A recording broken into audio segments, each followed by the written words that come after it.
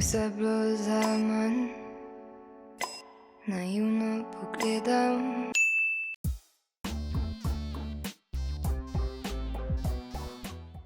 Sem Aljoša Ilc-Končan in v današnji epizodi A Bite of Interviews mi na obrežju Ljubljanice družbo delata glasbeni par Zala in Gašper.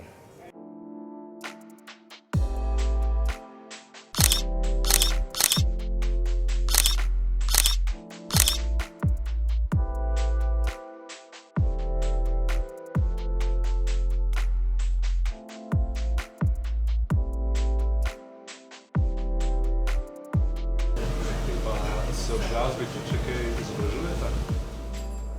Jaz še študiram bibliotekarstvo, ampak v bistvu zadnje čase se pač toliko ukvarjam z glasbo, ker imamo toliko projektov za delati, da ne študiram več tako pridno, ampak bo za to tudi še čas, verjetno.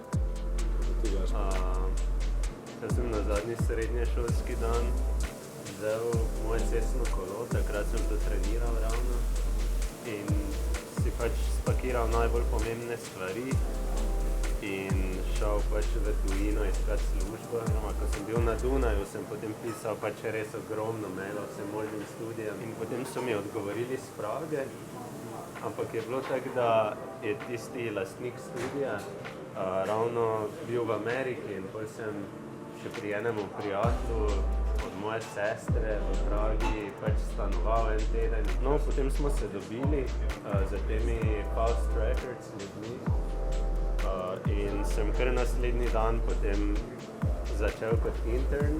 To je izgledalo tako, da sem dejansko preživel 12 do 14 ur na dan v studiu. Tako da potem sem očitno bil dovolj priden, da sem dobil stanovanje.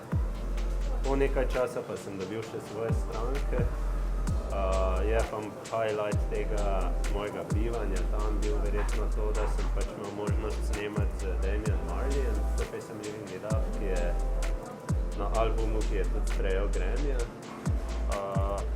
In na tej točki mi je bilo pač tam že toliko udobno, da se nisem več učil in sem vedel pač, da moram naprej. In potem sem spet vzel kolo in šel po Evropi. To je zapor. Kako so pa domači odreagirali na to? Zdi se mi, da jim je bilo jasno, da sem se odločil in da nima veze, kaj rečejo, da bom šel. Drugače pa so zelo v podporo, no. In pač to res ful cenim. Super, bravo. Sta tudi člana družine Universal Music Grupa. Pri njih so sodelovali zelo znani glasbeniki, kot so George Michael, Pink Floyd, Eminem.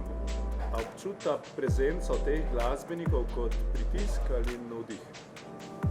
Vsega kar navdih, ampak vedno z navdihom pride tudi malo pritiska, se mi zdi.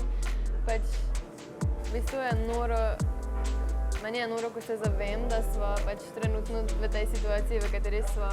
Pač jaz sem še pred 2 letoma igrala v svoji sobi samo svojim mačkam pesmi, ker mi je bilo preveč težko pač pokazati ljudem, kar delam.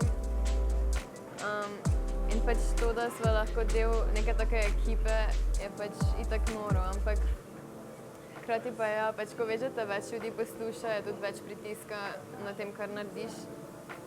Ampak hkrati je pa tudi to inspiracija, da delaš čim boljše. V slovenski javnosti sta se proslavila najprej z nastopom na EMI, kasneje tudi v Euroviziji. S kje je prišla ta ideja? To je v bistvu ful smešna zgodba.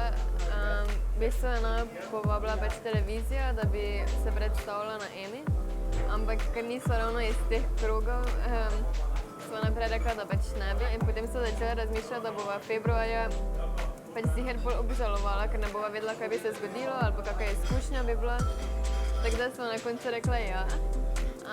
Ampak sva šla pač res bolj za foro, pa da vidiva, kak je pač kak je biti del nečesa takega. Na skladbi Come to Me sta sodelovala tudi zelo znanim glasbenim producentom Nikodemom Milevskim. Sta to sodelovanje sprožila Vipa, vajna založba? V bistvu je bilo v tistem času tako, da sem imela toliko stvari, da pač so si želela pač se posvetiti kreativnosti in pač tiste tehnikalije prepustiti nekomu drugemu. Tako da so prosila v bistvu založbo, če bi lahko pač našli nekoga, ki bi nam lahko to pač pri tem najboljše pomagal in so predlagali pač Nikodema, ki je tudi super pač fant. Zdaj v bistvu delava album, oziroma sva ga ravno dokončala in zdaj, ko sva se pač lahko res posvetila vsemu, pa sva tudi pač te stvari spet sama prevzela, ker je vseeno boljši občutek, ko veš, da si celoten izdelek res naredil čisto sam. S takimi tehnikalijami pač nama je takrat pomagal Nikodem in to je bilo pač zlata vredno, ker takrat pač nisva imela tega časa. Ne. Potem se vam pa zahvaljujem, da ste si vzela čas in srečno še naprej.